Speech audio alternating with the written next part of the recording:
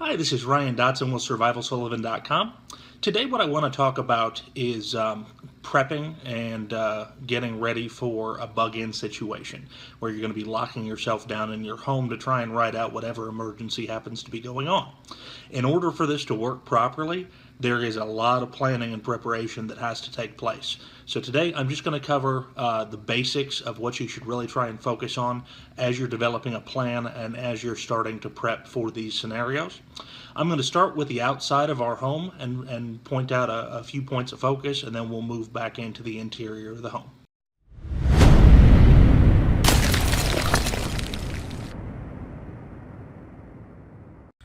Okay, so the home that we're working with today is an earth contact home, which is ideal because it really only gives you one side of the house that needs to be defended. The rest of it is underground, so that definitely helps out a lot.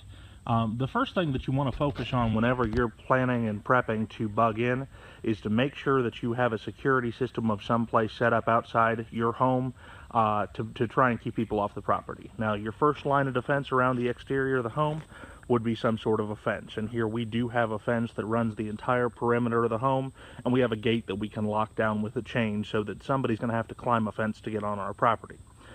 Now, in addition to this, you want to have some sort of an early alert system or detection system to see if somebody has entered your property. Anymore, there's all kinds of battery powered motion sensors that you can use, or you can even just string up a tripwire with some cans with rocks in them, just something to make noise, or rig it up to a flare to where somebody that enters your property knows that you know they're there. That's going to be a good deterrent. Now, in addition to the security on the exterior of your home, you want to think about water, and you want to have a place to store that water. If you have a gutter system like this home does, you can do a rainwater catch system. So you can set up some barrels to where it's going to catch that water and preferably filter it before bringing it into your home. It's a really efficient way to do things, and so I would recommend that. You also can get a water storage system that's not going to leach chemicals into the water and just start stocking up on tap water if you need to. This particular home has a well up by the barn, and so we would have a source of water in an emergency situation. We could dip a bucket down into the well, or we could rig up a hand pump system if we needed to. So those are the primary points of focus on the exterior of the home, are going to be where you're going to deal with your water and how your security is going to look. Now, the next level of security is you're going to want to set up a guard rotation of some kind.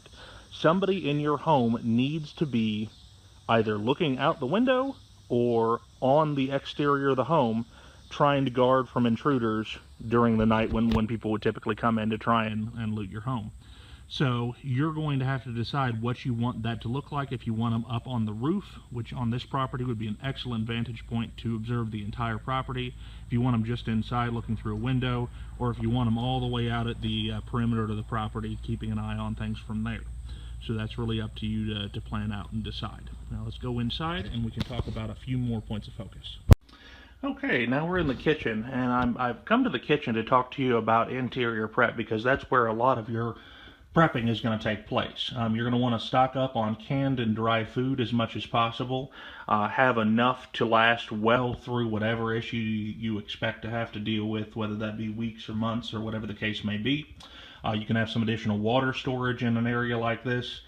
Medical supplies are going to be very important. You're not going to be able to call 911 if somebody ends up with a bad cut or gets shot or anything like that. And hygiene supplies are very important. You want to make sure that you have a way to stay clean because that affects illness and things of that nature. In addition to that, when you come around the interior of the house, you're going to want to board up as many windows as you can. Now, you want to try and leave slots periodically so that you can still see out even though people can't see in. But as you walk around the home, you're going to want to make sure that you have boards on all these windows so that people can't see in to see what you have to steal, and so hopefully they can't come through the windows as a weak point of entry. So that's going to be very important. Now, in addition to that, you want to have a fire management system in case a fire breaks out in your home. So you're going to need fire extinguishers and what other products that you can get your hands on, because you call 911, the fire department is not showing up. So if you can tackle those items, the only other thing you want to really pay attention to, and prepping is not just about products and it's about stashing supplies, but it's about training. And so you want to get your family together in the living room, and you want to talk about a light management system where at night you don't have any lights on in the house to tip anybody off that you're there and that they can enter the home. So it's a good idea to come up with a plan for that and then test that plan out. Take a weekend, shut off the power to your property and test it out and see how your family does. If you do all these things, you should be in really good shape for any situation that comes up. So for survivalsullivan.com, this is Ryan Dotson. I appreciate you watching, and we'll catch you next time.